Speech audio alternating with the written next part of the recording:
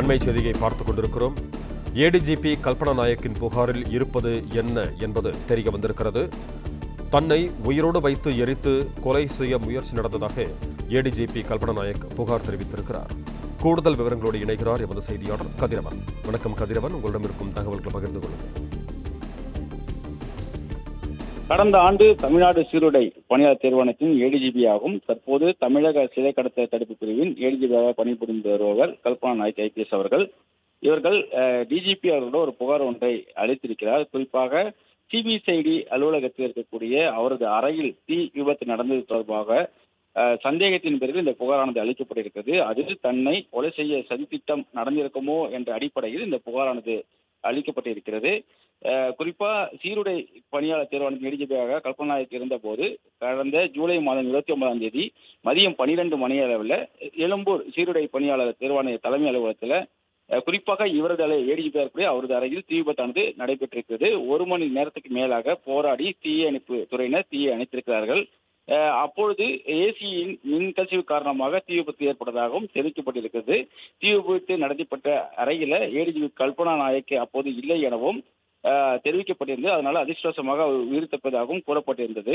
மேலும் உள்ளே இருந்த பொருட்கள் அனைத்துமே தீயில் கருகி எரிந்து நாசமாகியிருந்தன. பிறகு 15 நாளுக்கு பிறகு விடுப்பு சென்றிருந்த ஏடிஜிபி அவர்கள் தமிழக டிஜிபி உள்துறை செயலாளர் மற்றும் தலைமை செயலருக்கு ஒரு புகார் ஒன்றை அனுப்பியிருக்கிறார். அதில் தனது அலுவலகத்தில் நடந்த தீ விபத்து என்பது தன்னை கொலை செய்ய நிகழ்த்தப்பட்ட நாடகம் அல்லது சரி என பரபரப்பு குற்றச்சாட்டை அந்த புகாரில் தெரிவித்திருக்கிறார். குறிப்பாக அந்த புகாரில் பாராபட்சம் இன்றி விசாரணை நடத்தப்பட வேண்டும் என்ற ஒரு வேண்டுகோளும் விடுக்கப்பட்டிருக்கிறது. தமிழ்நாடு சீருடை பணியாளர் தேர்வாணையத்திலும் உதவியாளர் தேர்வில் முடிவுகள் வெளியான விவகாரத்தில் குறிப்பாக இடஒதுக்கீடு செய்வதில் முரண்பாடு இருப்பதாக தெரிவித்த நிலையில இந்த சம்பவம் நடந்துள்ளதாகவும் அந்த புகாரில் அவர் குறிப்பிட்டிருந்திருக்கிறார். தமிழ்நாடு சீருடை பணியாளர் தேர்வாணையத்தின் ஏடிஜிபி விதிமுறைகளை முறையாக பின்பற்றாத தொடர்பாக சுட்டிக்காட்டப்பட்டதாகவும் இதன் காரணமாக தன்னுடைய உயிருக்கு ஆபத்தாக மாறியதாகவும் தெரிவித்திருக்கிறார். மேலும் அரசாங்க சொத்துக்களும் சேதமடைந்ததாக குறிப்பிட்டிருக்கிறார். ஏடிஜிபி இருந்தபோது உதவியாளர் தேர்வில் இட ஒதுக்கீட்டில் நடந்த முரண்பாடுகளை சுட்டிக்காட்டியதை கடந்த ஆண்டு மார்ச் மாதம் புறக்கணிக்கப்பட்டதாகவும் குற்றம் சாட்டியிருந்தார்.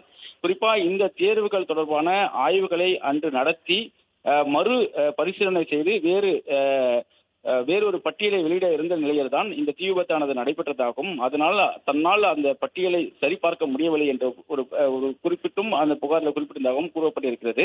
இந்த நிலையில் தான் அந்த தீ விபத்து தொடர்பான முதல் தகவல் அறிக்கையானது வெளியாகி இருக்கிறது.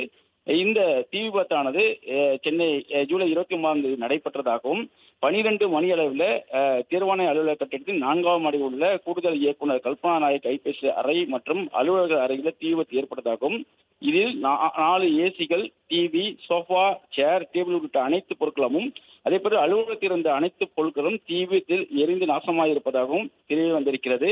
காவல்துறை கூடுதல் இயக்குநர் கல்பனா நாயக் அறை முழுவதும் தீயில் எரிந்து விட்டதாகவும் அந்த முதல் தகவல் அறிக்கையில் தெரிய வந்திருக்கிறது. தீ விபத்து வழக்கு பதிவு செய்யப்பட்டிருப்பது குறிப்பிடத்தக்கது. தற்போது இந்த வழக்கு, அதாவது கல்பனா நாயக் தன்னை கொலை செய்ய சதித்திட்டம் இருக்குமோ என்ற கொடுத்த புகாரானது சென்னை காவல்துறையில மத்திய குற்றப்பிரிவு போலீசார் விசாரணைகளை மேற்கொண்டு வருகிறார்கள். ஏற்கனவே எக்மோர் போலீசார் வழக்கு பதிவு செய்த நிலையில வழக்கானது மத்திய குற்றப்பிரிவு விசாரணை நடந்து வருவதாகவும் தெரிவிக்கப்பட்டிருக்கிறது.